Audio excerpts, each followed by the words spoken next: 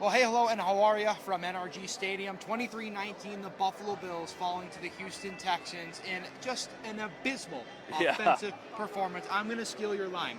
Josh Allen was bad. The offensive line was worse, and somehow the play calling, I think, was even worse than that. Against a backup quarterback, the Bills failed to get an important win. Now sit 7-4. The AFC East probably gone, going to the New England Patriots, and the playoffs not a foregone surety anymore, Matt. Yeah, for sure. I mean, I cannot find a word to describe how bad the offense was in this game. They had so many chances though to keep their team in it and then ultimately take the lead, and they continued to come up short. Like, the Texans destroyed the Bills' offensive line, and I think that was the most kind of eye-opening thing to me. You know, we talked about how great the Bills' offensive line is, and they've been really, really solid for years.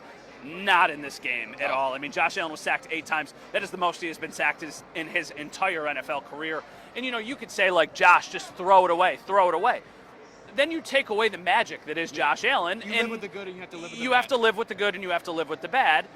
It just felt like every single time they tried to pass the ball, he was rushing things, because if he didn't, he was getting hit and he was getting sacked. And, I mean, you know, you saw the injury scare at the beginning of the game, and that was kind of just like teasing what was going to happen the rest of the game. You know, it's funny, we were playing a clip this entire week of Josh Allen talking about how the last time he played in Houston, he got beat up and played terrible.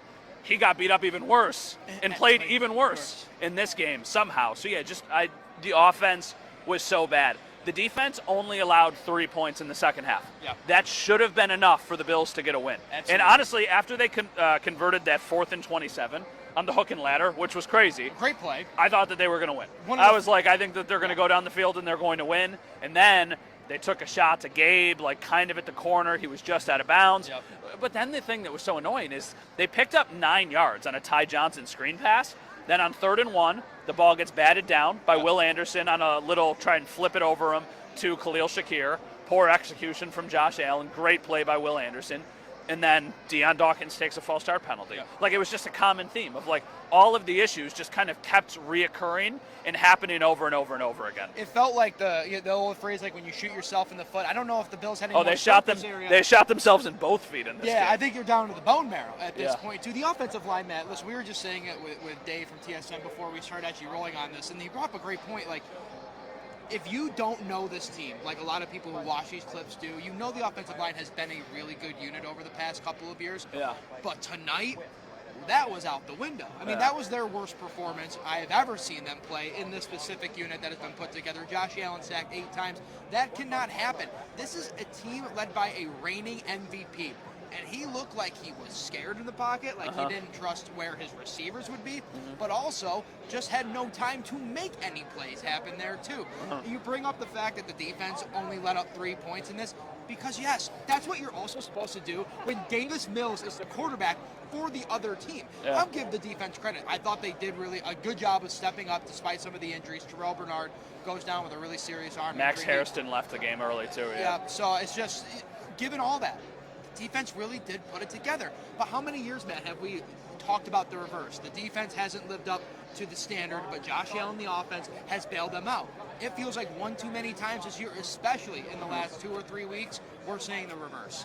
I think just the realization is happening that this is not a Super Bowl team. Like, they could go on a run because they have Josh Allen. He is still one of the best players in the NFL, and he gives your team a chance every single time you play.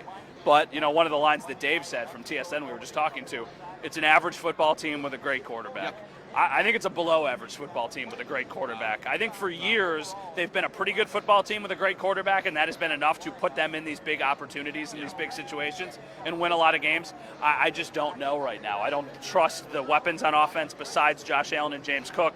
The offensive line was so bad in this game. I'm questioning what that unit is going to do against a great defense. The run defense continues to be a problem. Like, Woody Marks had his most rushing yards of his NFL career today because, of course, he did. This is not about the defense. This is about the offense. It's just for years, I've thought the offense can outscore an average or below average defense.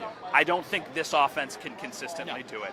Not if you go against a good defense, and if you're getting to the playoffs, which, they might not even do. I think that they will, but if they continue to slip up, I mean, think about the remaining games.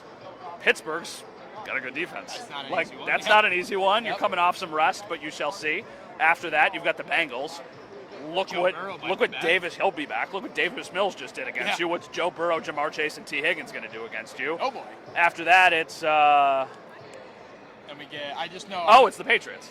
Yeah. After that, it's the Patriots. Exactly. Great. So and then you have the Eagles coming up a little bit right after Christmas too. So yeah, they're 7-4. If you win 3 more games, you're probably getting in because you would have the tiebreakers against a team like. Well, I guess it depends on what happens with the Steelers. You would have a tiebreaker against the Chiefs. You would have a tiebreaker against the Ravens if that's the ultimate thing. But yeah, we'll see. This team just looks disjointed and not very good. Not to be doom and gloom, like John McDermott always good coming off a bye week. This is a mini bye. I would expect them to come down and respond. This is not a big road trip for them. It's a quick flight down to Pittsburgh 2 Sundays from now. But there are some serious questions. I look at the rest of the AFC. Let's wrap up because Sean McDermott is talking. Oh, fantastic. All right, we'll talk to you guys soon. Bills lose 23-19.